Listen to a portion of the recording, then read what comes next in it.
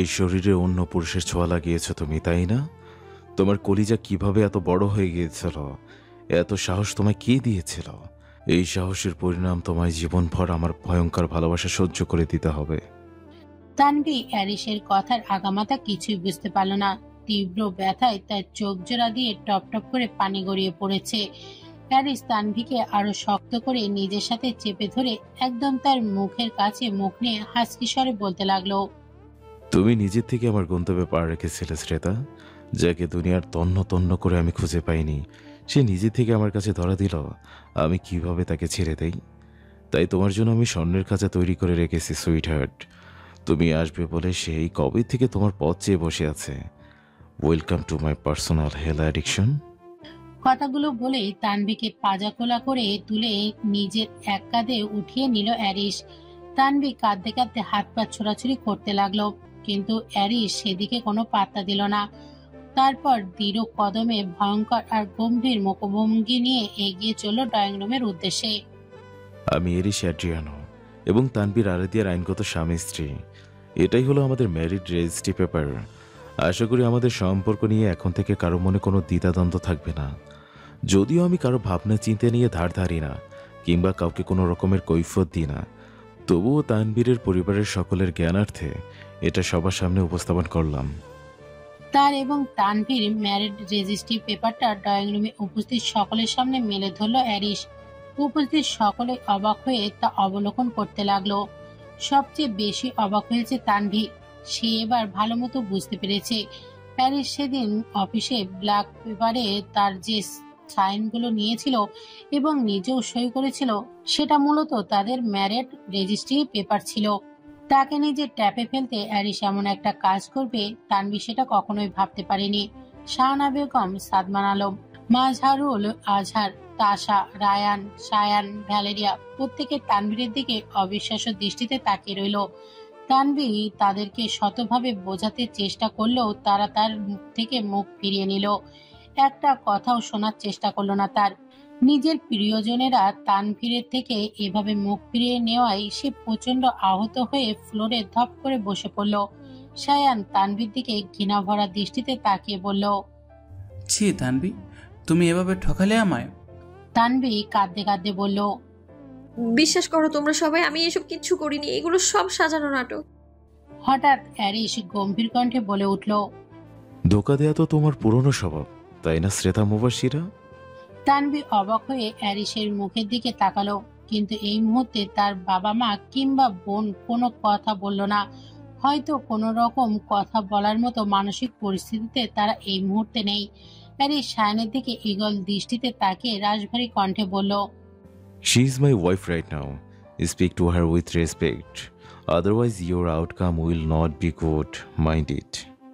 এরপর তানভীর হাত ধরে টেনে নিয়ে তাকে সোফায় বসালো অ্যারিস। তারপর সেখানে উপস্থিত কাজী সাহেবকে উদ্দেশ্য করে গমগমে স্বরে বলে উঠল, এখন এই মুহূর্তে ধর্মীয় রীতিতে আমার আর তানভীরের আবারও বিয়ে পড়াবেন আপনি। আর হ্যাঁ, আমাদের নামের কিছু পরিবর্তন থাকবে। পরিবর্তন ঠিক নয়, আমাদের আসল নামগুলো থাকবে সেখানে। সেই সাথে ওনাদের আসল নামও ব্যবহার করবেন। আমি সবার নাম বলে দিচ্ছি। শেষের কথাগুলো শাহানা বেগম এবং সাদমান আলমের দিকে তাকিয়ে বলল অ্যারিস। এরপর অ্যারিস সে তার বাবা মায়ের আসল নামের সম্পূর্ণ ইসলামী রীতিনীতিতে বেশ ভয়ে ভয়ে অ্যারিস ও শ্বেতার বিয়ে পড়ানো শুরু করলেন কাজী সাহেব। নগদ 10 মিলিয়ন ইউরো দেনমোহর দিয়ে অ্যারিসের সাথে সাথে 3 কবুল করে ম্যারিড রেজিস্ট্রি পেপারে সাইন করে দিল।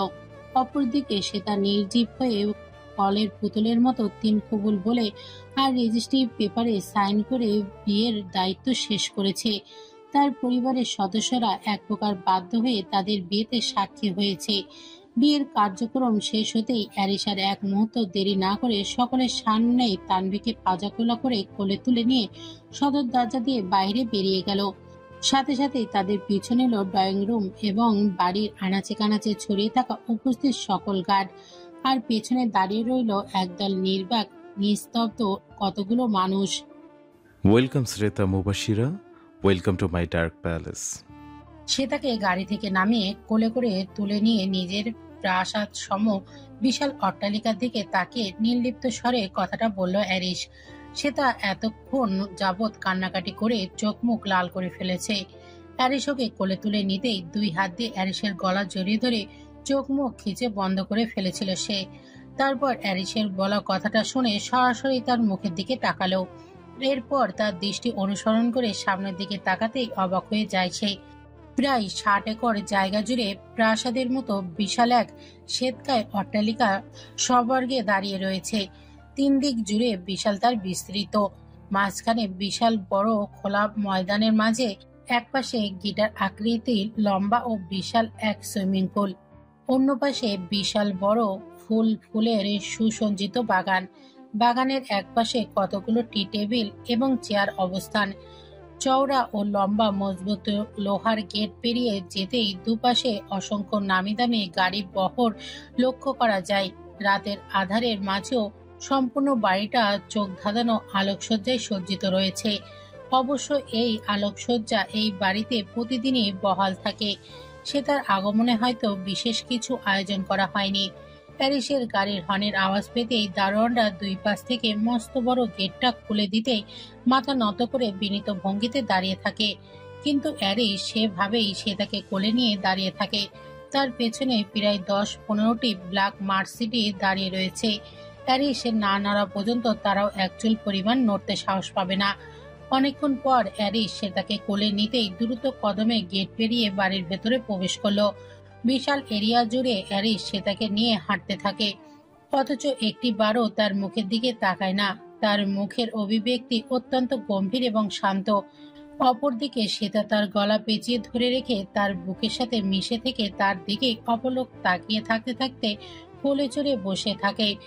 প্রাসাদ সম অট্টালিকায় সদর দরজা খুলে যেতেই নির্দিষ্ট ড্রেস কোডে সজ্জিত অসংখ্য ইটালিয়ান ফিমেল সার্ভেন্টরা গোলাপ ফুলের পাপড়ি দিয়ে ভর্তি অসংখ্য থালা নিয়ে বিনীত ভঙ্গিতে দাঁড়িয়ে থাকে। অ্যারিস আর শ্বেতাকে দেখা মাত্রই তারা তাদের দিকে ফুল ছুটতে নিবে, তখনই অ্যারিস গম্ভীর কণ্ঠে ইটালিয়ান ভাষায় তাদের উদ্দেশ্যে আদেশ ছড়ে। এইসব ডিসগাস্টিং জিনিস আমার চোখের সামনে থেকে নিয়ে যাও। তোমাদের এগুলো কে আনতে বলেছে? আমার আদেশ ছাড়া এসব করার সাহস পাও কি করে? প্যারিসের হুঙ্কারে মেয়েগুলো একদম চুপসে যায়। তবুও একটি মেয়ে অনেক সাহস সঞ্চয় করে ইটালিয়ান ভাষায় আমতা আমতা করে বলে ওঠে, আসলে স্যার, ফারহান স্যার কল করে বলেছিলেন যে আপনি বিয়ে করে। Just shut up. প্যারিসের প্রচন্ড ধমকে মেয়েটি কেঁপে উঠে চুপ করে যায়। সেই সাথে শ্বেতা এবং বাকি মেয়েগুলো ভয়ে কেঁপে ওঠে। পরক্ষণে প্যারিস গম্ভীর স্বরে বলে ওঠে, গোলাপের কাঁটা থালা ভর্তি করে নিয়ে এসো, কুইক। হ্যারিসের কথাটা মেয়েগুলো বোধগম্য হলো না। তারা ফ্যালফ্যাল করে হ্যারিসের দিকে তাকিয়ে রইল। মানে স্যার? একবার বলেছি কথা শুনতে পাওনি? এই গোলাপ ফুলের ডালের সাথে যতগুলো কাঁটা রয়েছে সবগুলো থালা ভর্তি করে এখানে নিয়ে এসো। সবগুলো মেয়ে তৎক্ষণাৎ হ্যারিসকে কুর্নিশ করে ভেতরে গিয়ে ফেলে রাখা গোলাপের কাঁটাগুলো সংগ্রহ করে নিয়ে আসতে গেল। অপরদিকে শ্বেতা কিছু বুঝতে না পেরে হতবিহ্বল হয়ে মেয়েগুলো যাওয়ার দিকে তাকিয়ে রইল। এই গোলাপ ফুলের কাঁটার উপর দিয়ে হেঁটে হেঁটে তুমি সিঁড়ি পার হয়ে উপরে যাবে। এটাই হলো আজকে তোমার গৃহপ্রবেশ। শ্বেতাকে নিচে নামিয়ে দিয়ে তার দিকে স্থির দৃষ্টিতে তাকিয়ে কথাগুলো বলল হ্যারিস। শ্বেতা হতভম্ব হয়ে একবার শুভ্র ফ্লোরে বেছানো গোলাপের কাঁটাগুলোর দিকে তো আর একবার হ্যারিসের মুখের দিকে তাকাতে লাগলো। তার সাথে সাথে ইটালিয়ান মেয়েগুলো প্রচন্ড অবাক হয়ে হ্যারিসের দিকে তাকিয়ে রয়েছে। হ্যারিস তাদেরকে দিয়ে কাঁটাগুলো আনানোর পর সেগুলো সদর দরজা থেকে দোতলা সিঁড়ি অবধি বিছিয়ে দিতে বলে। তারপরই শ্বেতাকে উদ্দেশ্য করে কথাটা বলে।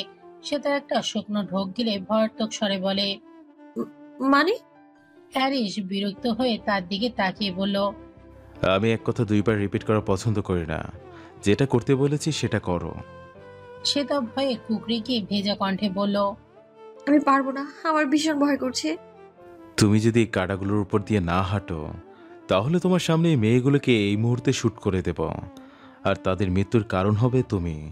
এখন তুমি ডিসাইড করো, তুমি কি আমার আদেশ পালন করবে নাকি তাদের মৃত্যুর কারণ হবে। সে তার গাল বেয়ে টপ টপ করে কয়েক ফোঁটা অশ্রু গড়িয়ে পড়ল।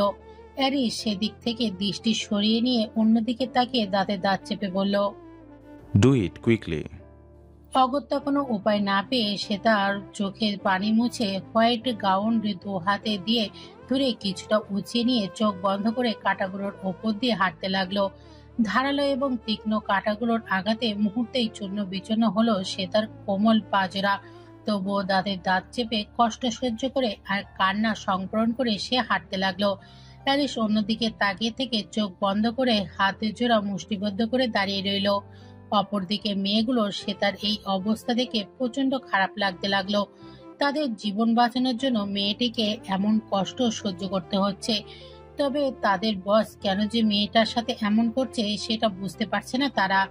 তাও আবার সে, যে কিনা তার বিয়ে করা বউ। কিং সাইজের আল্ট্রা সফট সলিড বেডের উপর দুই হাঁটু উঁচিয়ে বুকের মাঝে ভাঁজ করে সেগুলোকে দুই হাত দিয়ে জড়িয়ে ধরে রেখে গুটিসুটি হয়ে বসে রয়েছে শ্বেতা। তীব্র ভয়, জড়তা, অস্থিরতা, শারীরিক মানসিক ব্যথা এবং লজ্জায় তার কোমল শরীরখানা থেকে থেকে কেঁপে উঠছে। পায়ের যন্ত্রণা কমার বদলে দ্বিগুণ ভাবে বেড়ে উঠেছে। তখন কাঁটাগুলোর উপর দিয়ে হাঁটার পর একজন ফিমেল সার্ভেন্ট তাকে ধরে ধরে এই রুমে বিছানায় নিয়ে এসে বসিয়ে দেয়। কৃতজ্ঞতা স্বরূপ মেয়েটি সে তার পায়ে বিঁধে থাকা কাঁটাগুলো উঠিয়ে দিতে সাহায্য করে। সে তা প্রচন্ড যন্ত্রণা হলেও সে দাঁতে দাঁত চেপে সহ্য করে চুপ করে থাকে। তার মানসিক যন্ত্রণা থেকে শারীরিক এই যন্ত্রণা যেন কিছুই নাই। রক্তাক্ত পা দুটির তলায় অ্যান্টিসেপটিক দিয়ে ব্যান্ডেজ লাগানোর আগ মুহূর্তে অ্যারিস রুমে প্রবেশ করে তীক্ষ্ণ স্বরে মেয়েটিকে বাইরে বেরিয়ে যেতে আদেশ করে। মেয়েটি আর এক মুহূর্ত দেরি না করে অ্যারিসকে কর্নিশ করে দ্রুত বাইরে বেরিয়ে যায়, যেন বাঘের গুহা থেকে প্রাণ হাতে নিয়ে বেরিয়েছে সে। এরপর অ্যারিস কোনো কথা না বলে সোজা ওয়াশরুমে ঢুকে যায়। অ্যারিস চলে যেতেই সে তা পুরো রুমে একবার চোখ বুলিয়ে নেয়। ব্ল্যাক থিমের বিশাল বড় পরিসরে রুমটি জুড়ে ভারী এবং দামি দামি আসবাবপত্র দিয়ে ভরা। প্রায় সবগুলো জিনিসই কালো রঙের। তার উপর দেয়ালের বিভিন্ন স্থানে ঝোলানো রয়েছে অগণিত স্নাইপার এবং পেন্টিং। সবচেয়ে অবাক করা ব্যাপার হলো দেয়ালে কয়েক জায়গায় কালো রঙের গ্রাউন্ড হাল্ডার এবং পাইথনের পেন্টিং করা। সেগুলো এতটাই ভয়ঙ্কর আর জীবন্ত লাগছিল যে সে তা ভয়ে চোখ ফিরিয়ে নিল, যেন এক্ষুনি পেন্টিং থেকে বেরিয়ে সেগুলো তাকে আক্রমণ করে বসবে। মুহূর্তেই সে তার পুরো গা কেমন যেন গলিয়ে উঠল। প্রায় আধা ঘন্টা পরে শাওয়ার শেষ করে গায়ে ব্ল্যাক বাথটব জড়িয়ে টাওয়াল দিয়ে চুল মুছতে মুছতে বেরিয়ে এলো অ্যারিস। তারপর রুমে ঢুকে কোনো দিকে না তাকে আলমারি থেকে ওভার সাইজের black T shirt, 3 quarter pant নিয়ে সোজা অন্য একটা দরজা দিয়ে ঢুকে গেল পাশের ড্রয়িং রুমে। এদিকে রুমের বিছানায় যে তার সদ্য বিবাহিত স্ত্রী বসে রয়েছে সেটা যেন সে একদমই ভুলে গিয়েছে। ড্রেস আপ চেঞ্জ করে ড্রেসিং টেবিলের সামনে এসে দাঁড়ালো অ্যারিস। সে তা না চাইতেও আর চোখে একবার অ্যারিসের পানে তাকালো। সবসময় কালো পোশাক আশাকে অ্যারিসকে দেখে দেখে অভ্যস্ত সে তা আজকেও তার ব্যতিক্রম হলো না। তবে তার পরনে ওভারসাইজ টি শার্ট আর 3 কোয়ার্টার প্যান্টের সাথে ঘাড় অবধি থাকা ভেজা চুলগুলোতে তাকে কেমন মোহনীয় লাগছে। লম্বা ফর্সা আর পুরুষালী লোমশ পা দুটো উন্মুক্ত। প্যারিসকে এই নতুন রূপে দেখে পলকহীনভাবে তাকিয়ে রইল শ্বেতা। আমাকে দেখবেই যখন, তখন পিছন থেকে এভাবে লুকিয়ে লুকিয়ে দেখার কি আছে? দেখলে ভালো মতোই দেখো। ড্রেসিং টেবিলের মিররের সামনে থেকে ঘুরে দাঁড়িয়ে সোজা শ্বেতার চোখের দিকে তাকিয়ে শীতল কণ্ঠে কথাটা বলল অ্যারিস। মুহূর্তেই শ্বেতা যেন প্রায় জমে গেল। অ্যারিস ধীর পায়ে তার দিকে আগাতে থাকলো। শ্বেতার হৃদয় স্পন্দন ক্রমাগত বাড়তে লাগলো। শরীরটা কেমন কেঁপে কেঁপে উঠে উষ্ণ হয়ে যেতে লাগলো। গাল দুটো লজ্জায় আরক্তিম হলো। 2 হাঁটুতে আরো শক্তভাবে নিজের 2 হাত দিয়ে জড়িয়ে ধরে শরীর গুটিয়ে থাকলো সে। হ্যারিস একদম সে তার কাছাকাছি এসে বসলো। তার গা থেকে ভেসে আসছে ফ্রেঞ্চ পিঙ্ক প্লে সাবানের মন মাতানো সুঘ্রাণ। চুল থেকে ভেসে আসছে রেক্সোনা ব্র্যান্ডের শ্যাম্পুর ঘ্রাণ। সে তার চোখ দুটো খিচে বন্ধ করে গুটিয়ে থাকলো। হ্যারিস বাঁকা হেসে তার থুতনি ধরে মুখটা ওপরে তুলে হাসকি স্বরে বলল, You look like a red strawberry. I really want to eat. হ্যারিসের মুখে এমন লাগামহীন কথাবার্তা শুনে লজ্জায় আরো লাল হয়ে উঠল সে তার দুটো গাল। কান জুড়ে উষ্ণ ধোঁয়া বেরোতে লাগলো। অ্যারিস সেটা লক্ষ্য করে নিঃশব্দে হাসলো।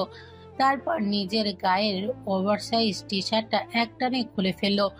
সিক্স প্যাক ওয়ালা লোমশীল উন্মুক্ত ও ফর্সা শরীরে এই মুহূর্তে হাঁটু অবধি 3/4 প্যান্ট ছাড়া আর কোনো কিছুই অস্তিত্ব নেই অ্যারিসের। সেটা এক পলক তাকে থেকে প্রচন্ড লজ্জায় চোখ নামিয়ে নিল। তবে এক পলকেই অ্যারিসের সম্পূর্ণ প্রতিচ্ছবি এঁকে ফেলল চোখের মাঝে। নিজের সিল্কি চুলগুলো কপাল জুড়ে ছড়িয়ে ছিটিয়ে রয়েছে। পুরুষালী ঘন ভ্রুদয় নিচে ঘন ঘন পাপড়ি যুক্ত পিম্পল বর্ণের ডাক চোখ জোড়ার নিখাত অনুভূতি মিশ্রিত। ফর্সা আর ধারালো চেহারার মুখে, গলায়, ঘাড়ে আর বুকে জলকণা লেপ্টে রয়েছে, যার দরুন দেহের ফুলে ফেপে ওঠা মাসেল আর সিক্স প্যাক বুকটা ভাজে ভাজে অত্যন্ত সুন্দরভাবে দৃশ্যমান হয়ে আছে। আরেকটা জিনিস সে তার চোখে বিশেষভাবে নজর কেড়েছে, সেটা হলো অ্যারিসের বুকের বাম পাশের জায়গাটাতে দেয়ালের মতো ভয়ঙ্কর এক ড্রাগনের ট্যাটু আঁকা। ড্রাগনের মুখটা হাঁ করে আছে, যেন এক্ষুনি সে তাকে গিলে খাবে। সে তার ভাবনার মাঝে অ্যারিস হ্যাঁচকা টানে ওকে নিজের উন্মুক্ত বুকের সাথে মিশিয়ে ফেলল। সে তা হুমড়ি খেয়ে অ্যারিসের বুকের ওপর পড়তেই তার তীব্র গতি স্পন্দন শুনতে পেয়ে থমকে গেল। কিছুক্ষণ পর তার মুখের দিকে তাকালো। অ্যারিস নেশাযুক্ত এক সম্মোহনী চাউনি দিয়ে সে তার পানে তাকিয়ে রয়েছে, যেখানে ছিল একরাশ অনুভূতির পাথর। সে তা বিমোহিত হয়ে যায় সেই নেশালো দৃষ্টিতে, ভুলে যায় কিছুক্ষণ আগে অ্যারিসের করা অমানবিক আচারগুলো। হঠাৎ করে অ্যারিসের অনুভূতি সম্পূর্ণ চোখে জোড়ায় হিংস্রতায় এসে ভর করলো। সে তাকে কোমল হাতে জড়িয়ে ধরা বাহুবন্ধন অত্যন্ত দৃঢ় হলো। অ্যারিসের শক্ত চাহনি এবং হাতের চাপে সে তার ঘোর কেটে যায়। সে ব্যথায় মৃদু আর্তনাদ করে ওঠে। অ্যারিস সে তাকে নিজের বুক থেকে কিছুটা দূরে সরিয়ে এনে এক টানে তার মাথার হিজাব খুলে ফেলে। ক্লাচা সরিয়ে তার পিঠে রাখা চুলগুলো এক ঝটকায় খুলে দেয়। মুহূর্তে ব্যাঙ্গস হেয়ার কাটে ব্রাউন চুলগুলো কপাল এবং কাঁধ অব্দি ছড়িয়ে পড়ে। সে তার কিছু বুঝে ওঠার আগেই অ্যারিস আচমকা সে তার চুলগুলো মুঠো করে ধরে তার গলায় মাঝে মুখ ডুবিয়ে দেয়। মুহূর্তেই ক্ষীণ দাঁতের দংশনে অস্পষ্ট আর্তনাদ করে ওঠে সে তা, কিন্তু অ্যারিসের আক্রমণ থামে না। সে তার উন্মুক্ত গলা এবং ঘাড়ের ভাঁজ জুড়ে অবাধ্যে বিচরণ করতে থাকে তার ঠোঁট এবং দন্তরাশির অবাধ্য ছোঁয়া। দুই হাত বিচরণ করতে থাকে সে তার কোমল এবং তলপেট জুড়ে। ধীরে ধীরে অ্যারিসের স্পর্শ এবং হাতের বিচরণ তীব্র থেকে তীব্রতর হতে থাকে। অপরদিকে সে তার নিঃশ্বাসের গতি প্রচন্ড বেড়ে যায়। অ্যারিসের স্পর্শ তাকে একদম পাগল করে দিচ্ছে, সেই সাথে দিচ্ছে তীব্র যন্ত্রণা। একসময় সে তাকে বিছানায় আশ্রে ফেলে তার দুই হাতের আঙুলের ভাঁজে নিজের আঙুলগুলো গুজে দিয়ে সে তার কোমল ঠোঁটজোড়ার মাঝে নিজের পুরুষালী শক্ত ঠোঁটজোড়া মিলিয়ে দিল অ্যারিস। এরপর নিজের শক্তপোক্ত চওড়া পুরুষালী দেহখানা সে তার কোমল নাজুক দেহের মাঝে বিলীন করে দিল অ্যারিস। তার প্রতিটি স্পর্শে ভালোবাসার পরিবর্তে ছিল হিংস্রতা আর পৈশাসিকতা। সেটা সহ্য করতে না পেরে বারবার নিজেকে ছাড়ানোর আকুতি জানাতে থাকে, কিন্তু অ্যারিস সেটা সম্পূর্ণ অবজ্ঞা করে নিজের পুরুষত্বের অধিকার আদায় করে যাচ্ছিল। তার মন প্রাণ জুড়ে একটা চিন্তায় বারবার ঘুরে ফিরে ভেসে আসছিল, সে তার শরীরে অন্য পুরুষের স্পর্শ লেগে রয়েছে। তার স্পর্শের মাধ্যমে সেটাকে পুরোপুরিভাবে মুছে দিতে হবে। এই জন্য তার এরকম পৈশাসিক আর হিংস্রতার অবলম্বন করা, যার জন্য প্রেয়সীর আকুতি ভরা আর্তনাদ তার কর্ণকুহরে প্রবেশ করছে না অথবা হৃদয়ের গহীনে প্রভাব ফেলছে না। মধ্যরাত্রির শেষ পরে অ্যারিসের প্রশস্ত উন্মুক্ত কঠোর বুকের মাঝে অজ্ঞান হয়ে ঢলে পড়ল সে তার কোমল পেলব ক্ষুদ্র শরীর।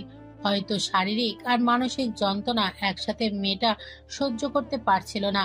অপরদিকে অ্যারিস সে তাকে নিজের বুকে জড়িয়ে রেখে দুই হাতের বন্ধনে শক্ত করে জাপটে জড়িয়ে ধরে চোখ বুজে শুয়ে রয়েছে।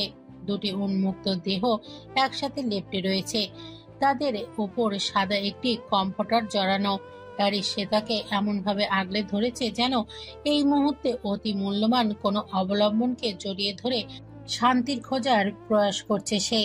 বিপরীত মানুষটি কষ্ট যন্ত্রণা তাই এই মুহূর্তে সে উপলব্ধি করতে পারছে না। সকালবেলা জ্ঞান ফিরতেই পায়ের জ্বালাময়ী কোনো কিছুই অস্তিত্ব টের পেল না। চোখ মুখ কুঁচকে চোখ খুলল শ্বেতা। উঠে বসতে নিলেই টের পেল তার শরীরে প্রচন্ড ব্যথার অনুভূত হচ্ছে। নড়তে পর্যন্ত পারছে না সে। সেই সাথে কম্পোটার উঁচু করতেই দেখতে পেল তার সারা শরীর জুড়ে একটি সুতো অবধি নেই। প্রথমে বিস্ময় হতবাক হয়ে গেলেও পরক্ষণে গতকাল রাতের কথা ভাবতেই তার চোখে বেয়ে টপ টপ করে নোনা জল গড়িয়ে পড়ল। অ্যারিসের দানবহীন হিংস্রতায় গতকাল রাতে নিদারুণ যন্ত্রণায় সহ্য করতে হয়েছিল তাকে। চোখের পানি মুছে শরীরে কম্পোটার জড়িয়ে অতি কষ্টে উঠে বসলো শ্বেতা। তারপর যা দেখলো তাতে আরো অবাক হয়ে গেল সে।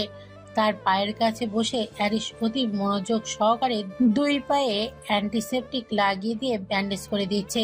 ব্যান্ডেজ শেষ করে শ্বেতার সাথে চোকাচোকি হতেই অ্যারিস নির্লিপ্ত ভঙ্গিতে তার কাছে এগিয়ে এলো। তারপর কম্পোটার সরিয়ে দিয়ে তার মুখ, গলায়, ঘাড় এবং সারা শরীরের আঘাতপ্রাপ্ত ক্ষতস্থানগুলোতে আলতো হাতে মলম লাগিয়ে দিতে লাগলো।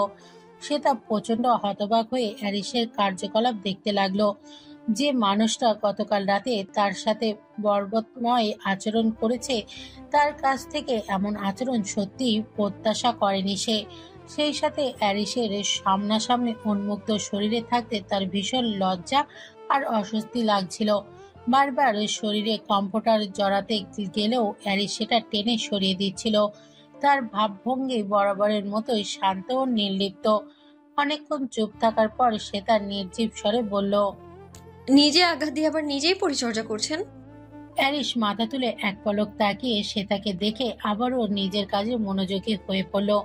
অ্যারিসকে চুপ থাকতে দেখে শ্বেতা কিছুটা সাহস পেয়ে একটু উঁচু আওয়াজে বলে উঠল, মেরে ফেলছেন না কেন আমায়? এভাবে তিল তিল করে কষ্ট দিয়ে মরার থেকে একেবারে মেরে ফেলুন না আমায়। অ্যারিস এবারে চোখের চাউনি শক্ত করে শ্বেতার দুই গাল চেপে ধরে চোয়াল শক্ত করে বলল, মারার হলে তোমাকে সেই কবেই মেরে ফেলতাম। এত কষ্ট করে আয়োজন করে নিজের কাছে নিয়ে আসতাম না।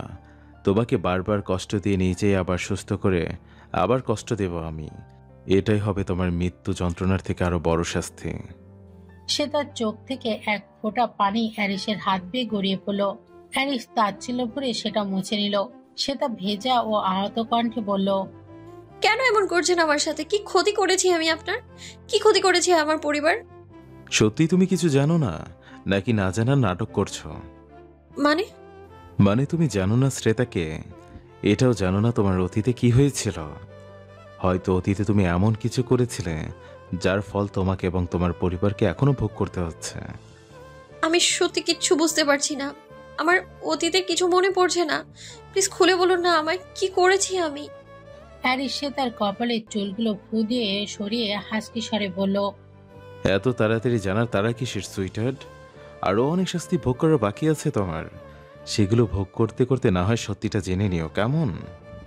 বলে অ্যারিস চলে যেতে নিলেই কিছু একটা ভেবে তড়িঘড়ি করে সে তার কাছে এসে উত্তেজিত কণ্ঠে জিজ্ঞেস করলো, বেডশিটে ব্লাড পড়েছিল, কিন্তু এটা কি করে সম্ভব? সে তা হতভম্ব হয়ে তাকে রইল অ্যারিসের মুখ পানে। প্রথমবার শারীরিক সম্পর্কে এমনটা তো হয়েই থাকে, তবুও অ্যারিস এমন প্রশ্ন কেন করছে সে বুঝতে পারছে না। সে তা কিছু বলার আগেই অ্যারিস দ্বিতীয়বার প্রশ্ন করলো, তোমার কি পিরিয়ড চলছে? সে তা সত্যিই গতকাল রাত থেকে পিরিয়ড শুরু হয়েছিল, তাই শারীরিক যন্ত্রণায়ও দ্বিগুণ হয়ে উঠেছে। মাথা নেড়ে হ্যাঁ বোঝাতেই অ্যারিস ফোঁস করে একটা নিঃশ্বাস ছাড়ল, যেন শেষ আসার প্রদীপটাও নিভে গেছে তার। বিড়বিড় করে বলে উঠল, আমিও কি এক আশা করে বসেছিলাম। এর ভার্সিনিটি তো সেই 6 বছর আগেই চলে গিয়েছে। ভাবতে অসহনীয় কষ্টে সাথে সাথে একটা তীব্র রাগ ফুটে ওঠে অ্যারিসের মনের ভেতর। নিজেকে কন্ট্রোল করতে সে দ্রুত বাইরে বের হতে যাবে, তখনই সেটা তার হাত টেনে ধরে কাঁদো কাঁদো কণ্ঠে বলে ওঠে, বাবা, মা আর তাসার সাথে আমাকে একটু কথা বলিয়ে দিন না প্লিজ। অ্যারিস রুক্ষ মেজাজে তার কাছে এসে রক্তিম চক্ষু জোড়া দিয়ে গলা চেপে ধরে বলল, একদম এসব ন্যাকামি করবে না আমার সামনে, বলে দিলাম। I hate this. আর শুনে রাখো, কারোর সাথে কোনো ধরনের যোগাযোগ থাকবে না তোমার। এই বদ্ধ অট্টলিকা আজীবন আমার বন্দিনী হয়ে থাকবে তুমি। পরক্ষণেই সে তার গলা ছেড়ে দিয়ে তার ভয়ে চুপসে যাওয়া মুখখানা নিজের মুখের একদম কাছাকাছি নিয়ে এসে অ্যারিস হিমশীতল কণ্ঠে বলতে থাকে, তোমায় আমি নিজের হাতে ভাঙবো, আবার নিজের হাতে সুন্দর করে জোড়া লাগাবো। সব রকম অবস্থায়, সব রকম পরিস্থিতিতে তোমার একমাত্র আমার সাথেই থাকতে হবে। মাই ওয়ান অ্যান্ড অনলি অ্যাডিকশন। কথাটা বলার পরে অ্যারিসের নজর গেল সে তার ডান পাশের কালার বোনের থাকা লালচে তেলটার দিকে। মুহূর্তে ঘোর লেগে এলো অ্যারিসের। কোনো কিছুর পূর্বাভাস ছাড়াই সেখানে কামড় বসিয়ে দিল সে। সে তা আশব্দে মৃদু আর্তনাদ করে ওঠে। অ্যারিস চেয়ে দেখলো লালচে লাভ বাইটটা সে তার গলার কাছে খুব সুন্দর হয়ে ফুটে রয়েছে। সেদিকে তাকিয়ে সে একটা বাঁকা হাসি দিল। তারপর আলতো একটা চুমু বসিয়ে দিল সেই নরম জায়গাটায়। তারপর বেডসাইড টেবিল থেকে পানির গ্লাস আর পেন কিলার নিয়ে এসে সে তার সামনে ধরলো। সে তার না খেতে চাইলেও অ্যারিস থেকে জোর করে খাইয়ে দিল। এরপর নির্লিপ্ত স্বরে বলল, আবার ডার্ক প্যালেসে আমার কথা মতোই চলতে হবে তোমাকে। যত তাড়াতাড়ি সেটা মানতে পারবে ততই তোমার জন্য মঙ্গল। ইতালির বিখ্যাত লেক গার্ডেনে অবস্থান করছে তাশা আর রায়ান। চারিদিকের প্রকৃতি সান্নিধ্য বিরাজ করছে। লেকের টলমলে নীল পানির বিকেলের রোদের চিকচিক করে দ্যুতি ছড়াচ্ছে। স্নিগ্ধ মৃদুমন্দ বাতাস বইছে। অথচ তাশা নিষ্প্রাণ ভঙ্গিতে লেকের কাছে আকৃতি হয়ে বসে রয়েছে। রায়ান তার পাশে নিঃশব্দে বসে রয়েছে। দীর্ঘক্ষণের নীরবতা ভঙ্গ করে রায়ান গমগমে স্বরে বলে ওঠে, আর কতক্ষণ এভাবে চুপ করে থাকবে তাশা? তোমার মন ভালো করার জন্য আমি তোমাকে এখানে নিয়ে এসেছি, অথচ তুমি সেই কখন থেকে মন খারাপ করেই বসে রয়েছো। তাশা একটা দীর্ঘশ্বাস ফেলে বলল, শত চেষ্টা করেও মনটা ভালো করতে পারছি না রায়ান ভাইয়া। না পারছি মুখে একটুখানি হাসি ফোটাতে। এত কিছুর পরেও কিভাবে ভালো থাকা যায় বলো? যা হয়েছে সব ভুলে যাও। সবটা মেনে নিতে বলছো? সাইয়ান সবটা মেনে নিয়েছে। আমার আর বাবারটাও কোনো সমস্যা নেই। তাহলে তোমাদের তো কোনো সমস্যা থাকার কথা নয়। তাশা একটা তাচ্ছিল হেসে বলল, কেউ সবটা মেনে নিতে পারেনি। হয়তো মুখে কিছু বলে না, কিন্তু মনে মনে সবাই ভেঙে গিয়েছে। আমার বাবা মায়ের কথাই ভাবো। এই 2 দিন ধরে তারা একদম বিধ্বস্ত হয়ে গেছে। না নিজেরা ভালো মতো কথা বলছে, আর না আমার সাথে কথা বলছে। রায়ান তাশার দিকে ভালো মতো ঘুরে সিরিয়াস ভঙ্গিতে বলল, এরিসের কাহিনী তো তুমি আমাকে বলেছো। ওর বাবা তানভীর আর তোমাদের সাথে ঠিক কি কি করেছিল সেটা জানতে পেরে তো আমার নিজেরই মাথায় রক্ত উঠে যাচ্ছে। এই সত্যি কথাটা যদি তানভীর আর সাইনের বিয়ের আগে তুমি আমাকে বলতে, তাহলে এত কিছু হতোই না। বাদ দাও, যা হয়েছে তা কেউ বদলাতে পারতো না। এমনটাই হওয়ার ছিল। আরিস জানে ওর বাবার কার্যকলাপের কথা? জানি না। জানি না মানে কি? তোমরা কখনো ওকে জানানোর চেষ্টাই করনি? সে সুযোগটাই কখনো পাইনি। ভাবতেও পারিনি ও কখনো আমাদের জীবনে এভাবে ফিরে আসবে। আমার মনে হয় তোমাদের ওকে সবটা জানানো উচিত। হয়তো ও ভুল বুঝতে পেরে সানভি আর তোমাদের সাথে এমনটা করছে। এসবের মাঝ থেকে রাগের বসে তানভীর সাথে আবার উল্টাপাল্টা কিছু না করে বসে। কিন্তু এরিসের নাগাল পাবো কিভাবে? আমি ওর ব্যাপারে খোঁজ নিয়ে জেনেছি। ও ইটালির সবচেয়ে বড় আর শক্তিশালী গ্যাংস্টার বস। ওর ক্ষমতার কাছে আমরা অতি তুচ্ছ। এমনকি ওর ধারে কাছে যাওয়াও আমাদের পক্ষে সম্ভব নয়। রায়ান আর কিছু বলতেই যাবে, ঠিক তখনই সামনে অতি পরিচিত 2টি চোখ দেখে থমকে গেল সে। ব্ল্যাক জিন শার্ট, সানগ্লাস আর মাস্কের আড়ালে থাকা প্রিয় পপস্টার তারকা শিউজনকে চিনতে তার একটুও দেরি হলো না। কিন্তু এত মানুষের ভিড়ের মাঝে সে একা একা এখানে কি করছে? ভাবতে ভাবতেই তার কাছে ছুটে এগিয়ে গেল রায়ান। এদিকে নিজেকে আপাতমস্তক ঢেকে এদিক ওদিক তাকিয়ে অবিরত কাউকে খুঁজে যাচ্ছিল ইয়ান। বরাবরই লোকচক্ষুর আড়ালে থাকতে পছন্দ করে সে। এই কয়েকটা দিন শুভ্রাকে মিলানে প্রত্যেকটা কোনায় কোনায় খুঁজে চলেছে সে। আজও সেই উদ্দেশ্যেই এসেছে। তাকে দেখতে বেশ বিধ্বস্ত আর ক্লান্ত লাগছে। হ্যালো শিয়নজুন, কেমন আছো তুমি? আমি তোমার অনেক বড় ভক্ত, রায়ান ইফতিসাম। ইয়ানের সামনে গিয়ে কোরিয়ান ভাষায় বেশ জোরেই কথাটা বলে উঠল রায়ান। এতে ইয়ান বেশ অপ্রস্তুত হয়ে যায়। আশেপাশে লোকও তাদের দিকে তাকাতে থাকে। ইয়ান তাকে অন্যদিকে নিয়ে গিয়ে গলা নামিয়ে আস্তে করে কোরিয়ান ভাষাতেই জিজ্ঞেস করে, তুমি আমাকে চিনলে কি করে? আমি তোমার সেরা ভক্তদের মধ্যে একজন, যে তোমাকে মন প্রাণ দিয়ে ভালোবাসে। তোমার সবগুলো অ্যালবাম আমার দখলে। সুযোগ পেলে কনসার্টও মিস করি না। আর তোমাকে দেখতে পেয়ে চিনতে পারবো না, এ কি হয় বলো? ইয়ান মাস্কের আড়ালে একটা মুচকি হাসি দিল। রায়ান সুযোগ বুঝে তার কাছ থেকে ফটোগ্রাফ নিয়ে নিল, তারপর জিজ্ঞেস করলো, তোমাদের টিমে না কয়েকদিন আগে সাউথ কোরিয়াতে ফিরে যাওয়ার কথা ছিল, তো তুমি এখানে কি করছো? কোনো দরকার ছিল কি? থাকলে আমাকে বলতে পারো, আমি সাহায্য করব তোমাকে। ইয়ান এদিক ওদিক তাকিয়ে আনমনে বিড়বিড় করে বলল, আমার যে সমস্যা সেটা আমি ছাড়া আর কেউই সলভ করতে পারবে না। কিছু বললে? ইয়ান ফিরে তাকিয়ে একটা হাসি দিয়ে বলল, না কিছু না, আসলে একটা ব্যক্তিগত প্রয়োজনে এখানে এসেছিলাম। ও আচ্ছা, আমার কি সৌভাগ্য তোমার সাথে দেখা হয়ে গেল। তুমি যদি কিছু মনে না করো তাহলে আমার বন্ধুর সাথে তোমাকে দেখা করাতে চাই। ইয়ান এই মুহূর্তে অন্য কিছুতেই মন দিতে ইচ্ছে করছিল না, তবু সৌজন্যতা বজায় রাখতে বলে ওঠে। ও শিওর। লেকের পাশের একটা ক্যাফেটেরিয়াতে ইয়ান আর শুভ্রা মুখোমুখি বসে রয়েছে। তাদের দুজনের অপর পাশে মাঝখানে বসে রয়েছে রায়ান। সে ইচ্ছা করেই বকবক করে যাচ্ছে, অথচ মুখোমুখি বসা দুজন মানুষ জমে যাওয়া বরফের মতোই বসে রয়েছে। প্রথমে দুজন দুজনের দিকে অপলক দৃষ্টিতে তাকিয়েছিল। দুজনেরই চোখের পানিতে টইটম্বুর ছিল, অথচ মুখ দিয়ে একটা কথাও বের হয়নি। তাদের উপস্থিতি বহু অকাঙ্ক্ষিত কিন্তু অপ্রত্যাশিতও ছিল। শুভ্রা মাথা নত করে নিচের দিকে তাকিয়ে রয়েছে। বহু কষ্টে ঠোঁট কামড়ে কান্না সংবরণের চেষ্টা করছে সে। ফর্সা চোখ মুখ লাল হয়ে গেছে, দুই চোখে পানি জমে আছে, যে কোনো সময় গড়িয়ে পড়বে এমন অবস্থা। অপরদিকে ইহান এক দৃষ্টিতে শুভ্রার দিকে তাকিয়ে রয়েছে। তার ছলছল চোখ দুটিতে অজস্র অভিযোগ, অভিমান আর অনুভূতির খেলা করছে। ঠোঁট জোড়া অবিরত কাঁপছে। শত সহস্রত কথা তার শুভ্রাকে বলা রয়েছে, অথচ একটি কথা মুখ দিয়ে বের করতে পারছে না সে। রায়ান দুজনকে চুপ থাকতে দেখে গলা খাকারি দিয়ে জিজ্ঞেস করলো,